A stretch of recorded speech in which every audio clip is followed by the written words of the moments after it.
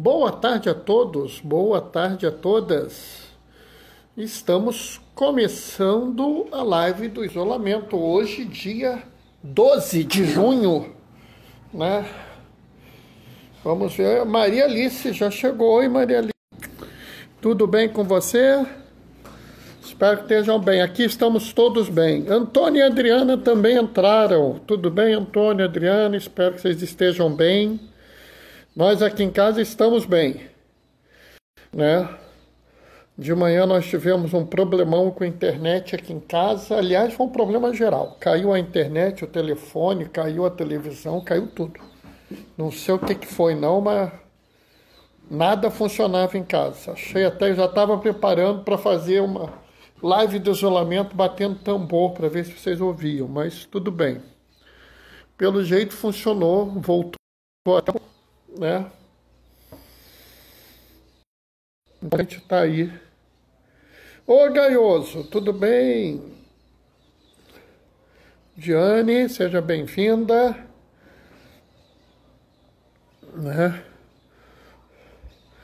O Gaioso tá com um texto hoje no Diaconia da Palavra blogspot.com que tá valendo a pena ler, hein? Eu mandei para alguns amigos e vários gostaram. Daiane, tudo bem? Como é que você tá, menina? Como é que você tá? Conta aí, dê boas novidades pra gente. Seja muito bem-vinda aqui no grupo. Né? A chamada de hoje deve ter despertado algumas pessoas, né? Chamado a atenção de outras. Oi, Djalma e Duraci, sejam bem-vindos. Aí, ó, o Gaioso já até colocou aí o link da reflexão que ele fez hoje, né? É até legal vocês verem, porque o Gaioso tem uma reflexão, eu tenho outra. Né? É bom as pessoas verem como a gente pode ler o mesmo evangelho e perceber coisas diferentes. Daiane, estou bem, graças a Deus. Que bom saber. Que bom saber. Assim que acabar a pandemia, eu quero dar um pulo, te ver, né, para ver como é que você está. Infelizmente, a gente foi adiando e acabou que a gente não se viu. Oi, Fernando, tudo bem? Né? Gaioso está dizendo, são visões complementares. São. Na verdade, né? Cada evangelho, cada leitura é muito grande, né? Se a gente pensar bem, a gente pega um texto, uma perícope, né? Um pedaço da Sagrada Escritura, você tem um monte de coisa para falar sobre ela, né? Então, cada um pega um pedaço dentro do que está vendo, né? Então, assim, é muito interessante porque acaba que se as pessoas lerem ou ouvirem mais de uma versão, mais de um entendimento, elas aprendem muito mais, né? Por isso que eu estou pedindo para as pessoas darem um pulo e olharem lá o blog do Gaioso, né? Como as pessoas que têm interesse, por exemplo, tem um colega nosso que faz a oração das vésperas, né? Depois eu vou dar um jeito de pôr o link dele no meu, não vai ser na live, mas eu vou pôr no meu Instagram. Eu acho que é legal as pessoas conhecerem essas coisas, né? Cada texto dá para fazer um curso de uma semana inteira. Mesmo assim, não completa tudo. Eu acho que é por aí mesmo, sabe? Eu acho que é por aí mesmo, né? A minha impressão, falo isso para as pessoas, se a gente olhar tudo que tem numa passagem dessas, é uma coisa de doido, né? A gente é que tem que pensar qual é o limite que a gente quer dar para cada coisa dessa, né? Mas nós vamos fazer, né? Vamos fazer essa visão aqui, tá? E dentro dessa visão, eu acho que a gente pode ir, né, a mais aí, ó. O Gaioso está falando uma coisa interessante, né? Eu estava falando aqui do diácono Cosme, que ele faz as vésperas, né?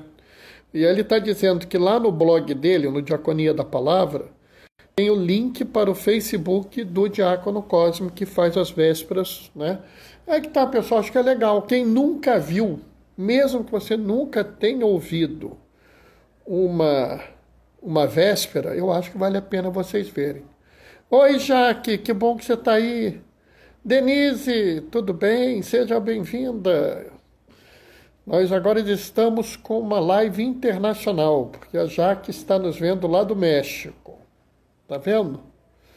Né? A live já estava nacional, porque o Fernando estava vendo lá de Campinas, da região de Campinas, agora está internacional com a entrada da Jaque, né? Tá tudo bem aí no México, Jaque? Conta pra gente. Né? Daqui a pouquinho a gente vai começar a leitura desse evangelho, né? Lembrando as pessoas, a gente teoricamente estaria lendo o evangelho de Marcos. É muito comum as pessoas me perguntarem, mas por que está lendo Mateus? O evangelho de Marcos é muito pequeno. Então, se você puser só o evangelho de Marcos, não dá um ano. Então, acaba que você acrescenta o evangelho de Mateus nessa história, né? Bom, André entrou. Seja bem-vindo, André. Entrou na hora certa, que eu vou começar a leitura do evangelho agora. Entendeu? A Lizie entrou. Oi, Lizie, seja bem-vinda. Que bom que você chegou. Eu estava para começar o evangelho na hora que você chegou, tá vendo? Parece que você estava só te esperando, né? Ainda bem que eu falei antes para não dizer que tem predileção. Apesar da Lizie ser uma das minhas filhas queridas e amadas, né? Eu sou um homem que sou muito feliz que eu tenho vários filhos e filhas amadas, né? E algumas delas estão aqui, né? O Senhor esteja convosco. Ele está no meio de nós. Proclamação do Evangelho de Jesus Cristo segundo Mateus. Um momentinho. Não muito. Devido muita gente não acredita e anda pelas ruas.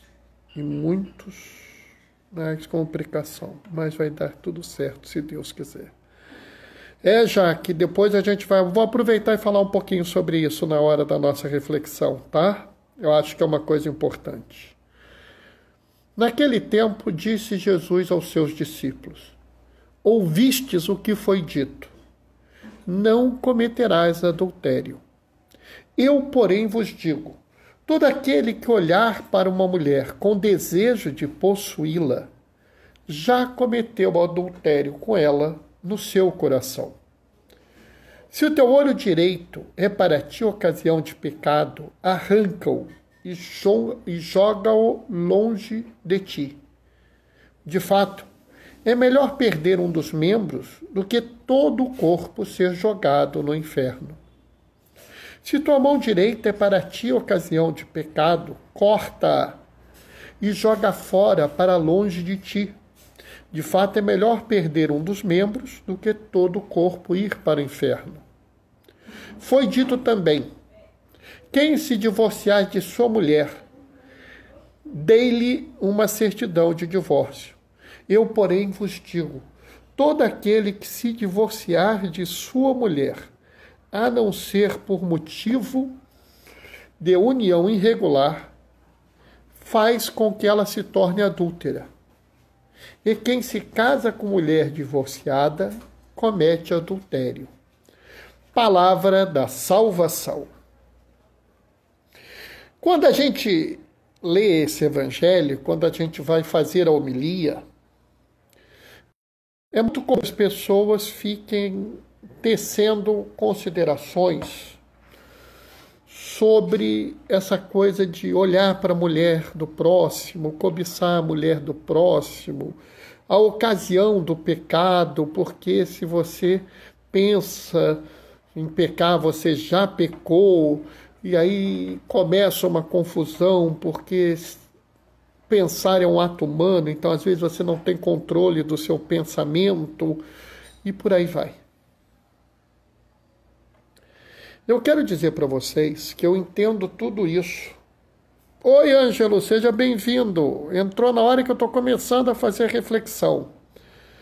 Como eu falei, eu entendo tudo isso. Né? Seja bem-vinda, Fátima.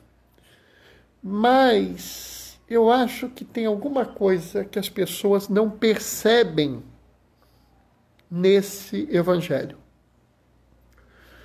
Porque esse evangelho está falando sobre um mandamento, 6º mandamento, que é não cometerás adultério, ou não cobiçarás a mulher do próximo, depende da tradução que você lê. E isso é uma coisa que me perturba muito, sabe? É uma coisa que me deixa meio... Como eu vou dizer? Me deixa incomodado. Porque eu acho que a gente perde uma dimensão dessa passagem. A gente perde um pouco uma dimensão daquilo que Jesus quis falar nessa passagem. E aí eu preciso manifestar isso. E acho que é interessante que isso esteja ocorrendo neste momento, né, no dia de hoje, no meio da pandemia. Né? Não sei se vocês notaram que eu pus a dignidade feminina. E por que eu pus isso? A gente primeiro precisa entender o que as pessoas na época de Jesus entendiam da mulher e qual era o lugar social da mulher naquela época. Para que a gente possa entender tudo isso que está sendo dito aqui. Tá? Então, a primeira coisa, eu já falei isso algumas vezes, mas acho que é importante a gente trazer isso. Trazer essa questão. A Lizia está falando, o grande detalhe não é olhar, mas a intenção do olhar. Sim, mas vai mais além do que isso, Lizia. Vamos entender o seguinte. Qual era o lugar social da mulher naquela época? A mulher, naquela época, ela não tinha lugar social. A mulher não tinha direito a emprego. A mulher não tinha direito à voz. A mulher não devia nem, assim vamos dizer, sair de casa, a não ser que fosse para exercer uma das suas obrigações, né? A obrigação, por exemplo, de lavar a roupa, a obrigação de ir providenciar comida para ser cozinhada, né, ou assada, né, a obrigação de cuidar dos filhos. Se a mulher quisesse sair para qualquer outra coisa, ela já estava em erro. Né? A bem da verdade, a mulher não tinha nem a sua própria liberdade. Não cabia à mulher, por exemplo, escolher com quem iria casar. Não cabia à mulher, por exemplo, escolher aonde ela seria levada. Entendam bem. Quem levava a mulher era o pai e depois o esposo. Não havia direito para a mulher. A mulher não tinha direito, inclusive, de ser ouvida em tribunal. Né? De fato, se, por exemplo, alguém matasse um homem ou uma mulher na frente de várias mulheres, elas não poderiam testemunhar a favor, acusando aquela pessoa. Se uma mulher presenciasse um crime e uma pessoa inocente fosse acusada, ela não poderia testemunhar pela inocência da pessoa. A mulher não tinha direito absolutamente a nada. E aqui, se vocês olharem bem, existe uma postura que a mulher é tratada literalmente como um objeto, como uma posse, como uma coisa, né? Existem teólogos que falam sobre, é um termo que eu teria que traduzir, então vou traduzir para coisificação das pessoas. Tem lugares, bizarramente, ainda tem, sim, ainda existe isso. Ainda existe isso. E pior, sabe? Existe isso na nossa sociedade hoje em dia. Existem homens, existem grupos que acham que a mulher tem, vamos dizer assim, um papel menor. Alguns vão dizer até que a mulher tem algumas obrigações com o marido, né? E aí eu acho que a gente tem que ser muito claro, porque o que Jesus fala aqui é muito duro. E se vocês observarem bem, isso passa despercebido. Não cobiçarás a mulher do próximo. Cobiça é o desejo de ter alguma coisa de alguém. Você cobiça o carro da pessoa, você cobiça o emprego da pessoa, a casa da pessoa, você cobiça a posição social da pessoa. Então, cobiçar é o ato de você desejar um bem de alguém. Então, só de falar não cobiçarás a mulher do próximo, você já está colocando a mulher como uma coisa, como um objeto. E Jesus se apresenta nesse momento dizendo claramente, né, que a mulher não é um objeto. Não passa despercebido. Galera me ignora mesmo, exatamente, o pessoal ignora. É melhor ignorar, sabe, Liz, e as pessoas gostam de ignorar o que incomoda elas. Mas a minha função é falar o que incomoda, né? Então, Jesus claramente está dizendo aqui que você não pode considerar uma mulher um objeto. Você não pode considerar uma mulher algo que sirva apenas para exercer coisas, né? Então aqui a gente está falando sobre a dignidade da mulher, né? E aí é que a gente começa a entender muito mais quando Jesus fala, né? Todo aquele que olhar para uma mulher com desejo de possuí-la já cometeu adultério em seu coração.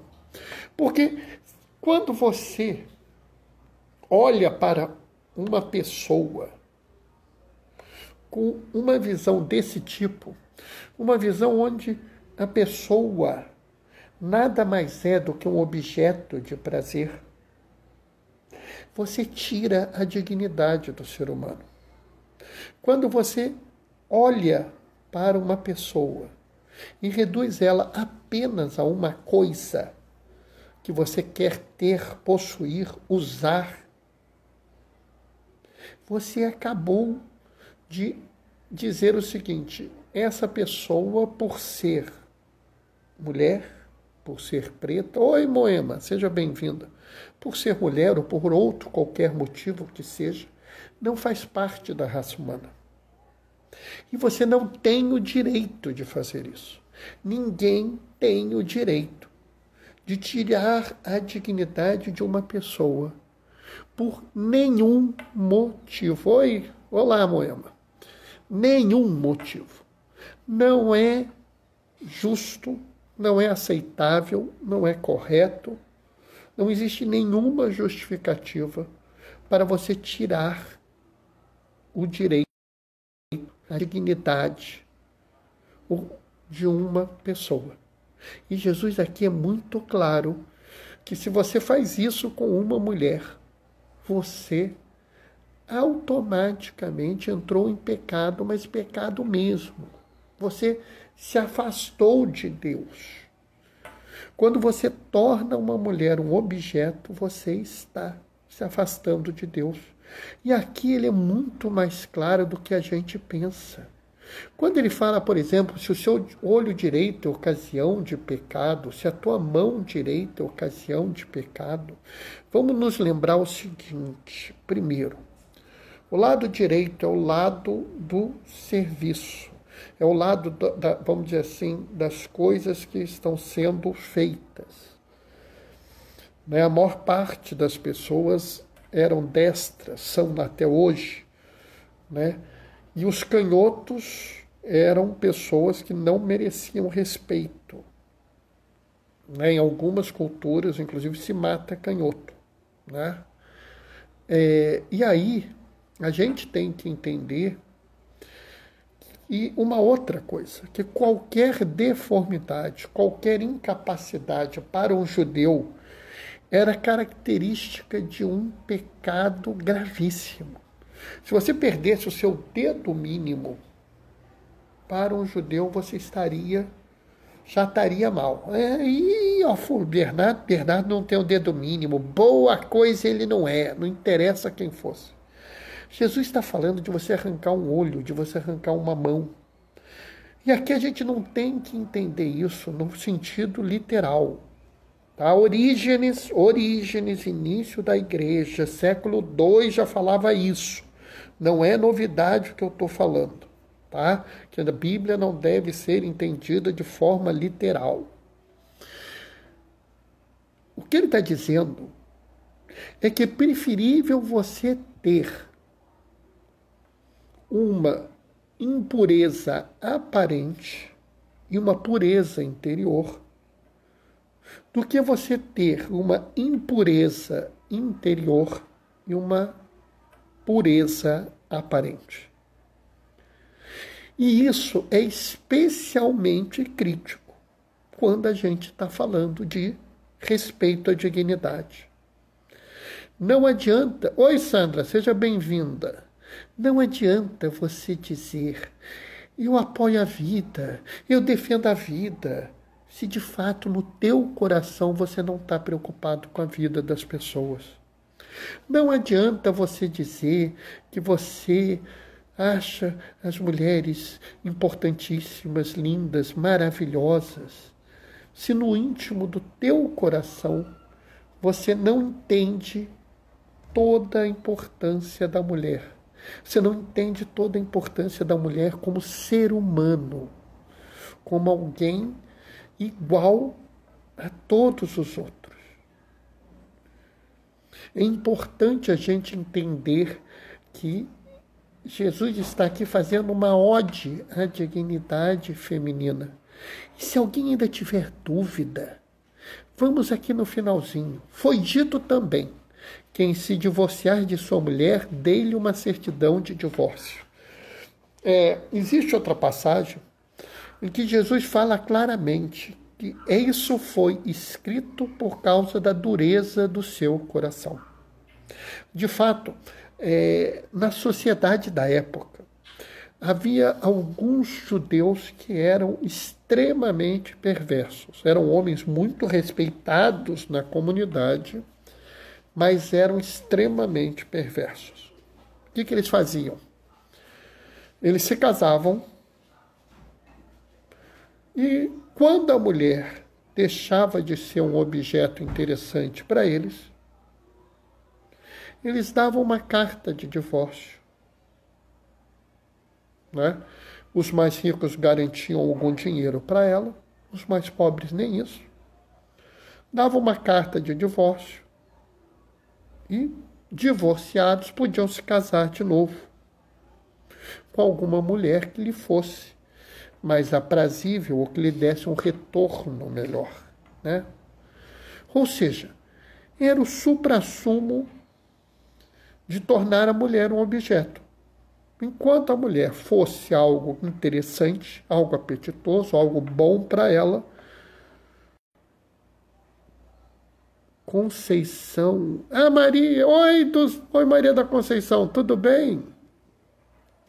Enquanto a mulher fosse alguém interessante, fosse alguma coisa que desse felicidade, né? É a Marlene. Oi, Marlene, tudo bem? Enquanto a pessoa fosse alguém que desse algum retorno para o homem ficava com ela. Quando ele se cansava, quando ela ficava velha ou quando ele perdia o interesse, ele dava uma carta de divórcio. Ou seja, é aquela coisa de usou, joga fora. Estão entendendo? Jesus vira e fala assim, não. Mulher não é objeto para você ficar jogando fora, trocando por mais novo. Né? Se fosse nos dias de hoje, era capaz de ele dizer assim, mulher não é carro para você ficar trocando por um modelo mais bonito. Né? Ou seja, o que a gente está ouvindo aqui é claramente uma posição de Jesus a favor da dignidade da mulher, dizendo claramente que se você quer ter lugar no reino de Jesus, você deve reconhecer a mulher como digna. Entender que não há nada que a torne menor do que os homens.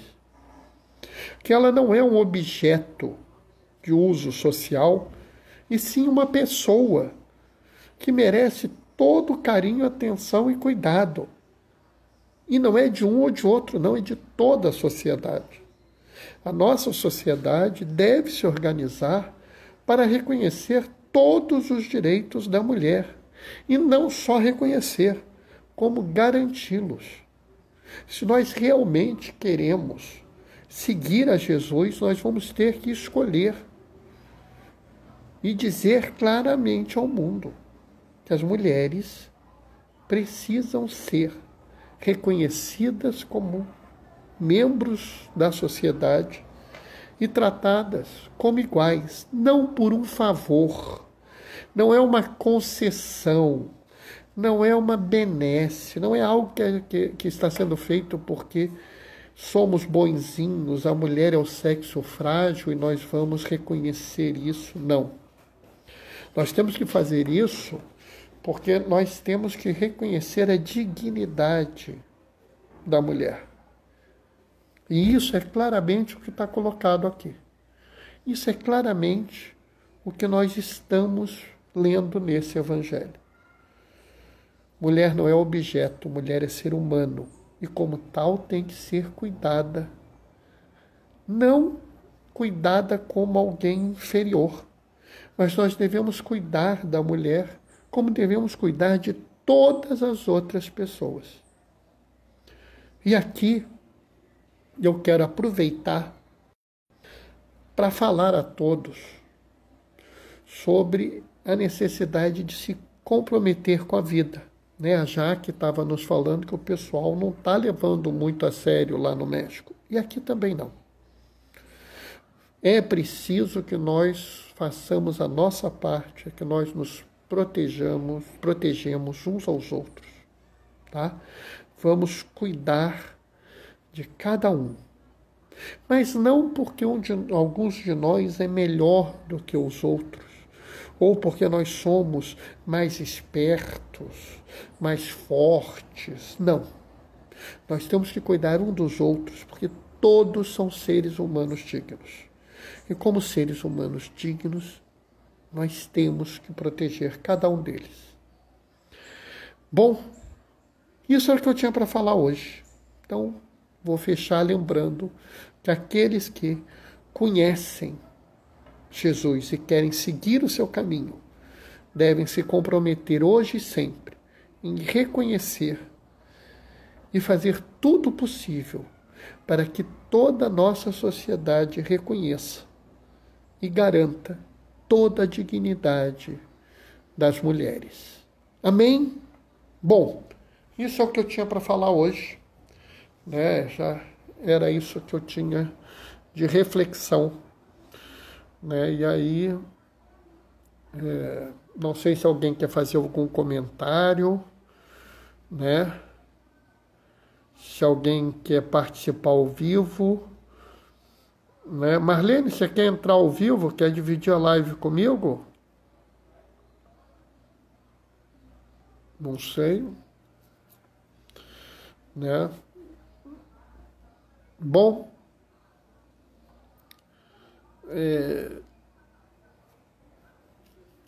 eu quero também aproveitar que a gente está aqui esperando enquanto as pessoas estão aqui dando mais um pouquinho, né, para alguém falar alguma coisa, né? Moema, eu nasci na época errada.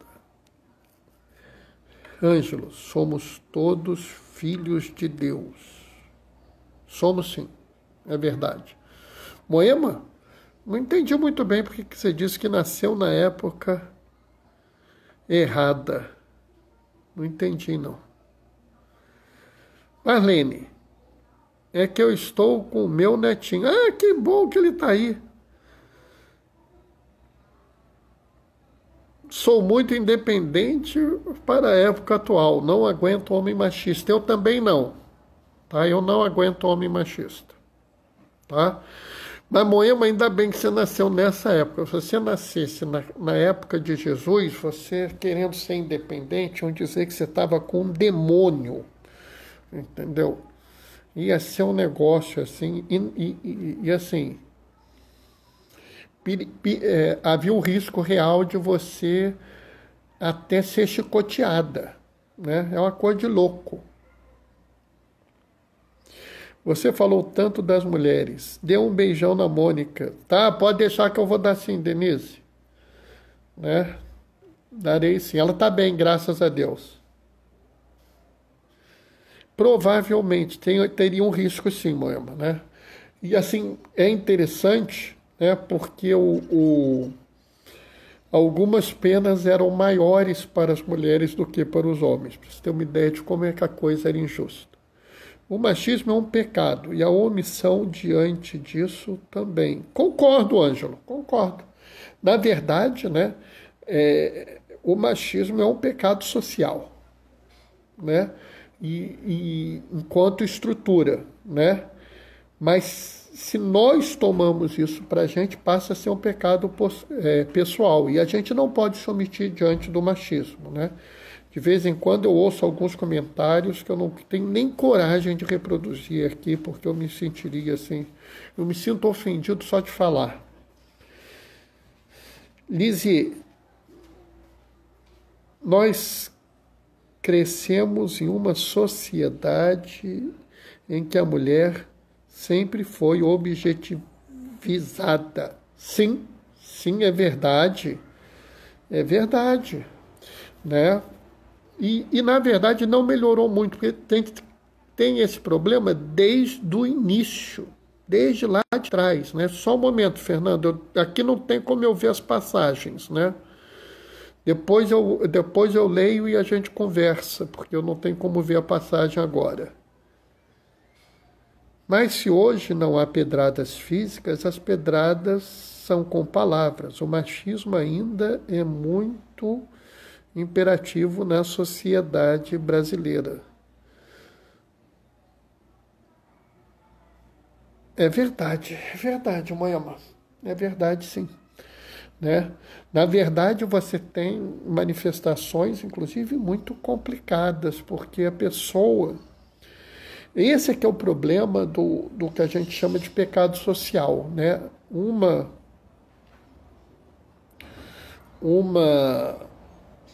sociedade que sempre tornou a mulher um objeto, né? Esse é um problema grave.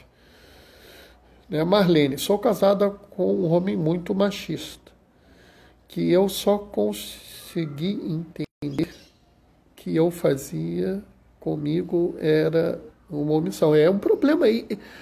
E Marlene, não é só você, não. Conheço muitas mulheres que passam por esse problema, né? É um problema grave. Sempre foi assim na história do homem, onde nasceu, já que praticamente essa posição da mulher como objeto é uma coisa muito antiga, né? Nas sociedades, vamos dizer, europeias, né? E nas sociedades do Oriente Médio, isso praticamente sempre existiu. Na sociedade da América do Sul e na sociedade africana, isso não ocorria no início, né? Só com a chegada dos europeus é que isso passou a ocorrer, né? O texto bíblico de hoje envolve de construir uma ideia enraizada na sociedade, mulher-objeto. Além disso, toda a questão da cobiça, olhos, mão, roubo, corrupção, é boa intervenção, Gaioso. É o que eu estava falando agora para Jaque, né? Se você pega, por exemplo, a sociedade africana, se você pega a sociedade da América do Sul, até a América Latina, a mulher tinha mais forte na América do Sul. Você tinha a mulher como um papel central. Você tinha, inclusive, várias sociedades onde a mulher era o centro da sociedade, as chamadas sociedades matriarcais, né? Com a chegada dos europeus nesses locais, eles modificaram o entendimento das pessoas. Então nós vivemos hoje uma sociedade que ela nega a dignidade das pessoas, né? E a gente tem que se posicionar contra isso, né? E a minha fala aqui, eu quero deixar muito claro que ela está totalmente dentro de um contexto religioso. Oi, Maria, tudo bem? Ah, Mara, tudo bem? Como é que você está? A gente tem que entender claramente que o papel social da mulher era injusto na época de Jesus e continua injusto hoje. Nós não podemos permitir nenhuma situação que retire a dignidade do ser humano. E pior ainda, se retira a dignidade de um e não retira a dignidade de outro. Porque aí, além da gente estar sendo errado em retirar a dignidade, a gente erra mais quando a gente faz acepção de pessoas, o que é pior ainda, né? É isso que a gente tem que entender, para que a gente possa evitar de ficar caindo nas armadilhas, né, da sociedade. É isso que nós temos que nos comprometer e mudar a nossa forma de ver, tá? Eu já me estendi muito, né? Depois, Fernando, passagem a gente conversa pessoalmente. Já que eu não sei se você entendeu, mas eu vou repetir, no Oriente Médio, né, no Oriente inteiro e na Europa era muito comum as sociedades machistas. Na África e na América do Sul, isso não era uma constância. Isso veio para a África e para a América do Sul após a colonização, tá? Então é até bom para a gente saber que não é uma coisa inata à humanidade, é uma coisa que é criada por um projeto de dominação, tá? Bom, vou me despedir, né? Dando a minha bênção, né? E vou aproveitar aqui e pedir a intercessão de um santo, que é um homem que lutou contra uma... Manda um beijão para a mãezona. Pode deixar, Lizia, que eu vou dar um beijo assim, pode deixar. Vou aproveitar e dar a bênção pedindo a intercessão de um santo que lutou pela dignidade de todos, tá? Vocês só têm que descobrir por quê. O Senhor esteja convosco, Ele está no meio de nós. Por intercessão de São Damião de Molokai, desça sobre vós e permaneça para sempre a bênção do Deus Todo-Poderoso. Ele que é Pai, Filho e Espírito Santo. Amém. Glorificai o Senhor com a vossa vida. Permaneçam em casa, fiquem protegidos. E que o Senhor sempre vos acompanhe. Bendigamos o Senhor, damos graças a Deus. Pessoal, até amanhã às 15h30. Daqui a pouco está no IGTV. Tchau, tchau.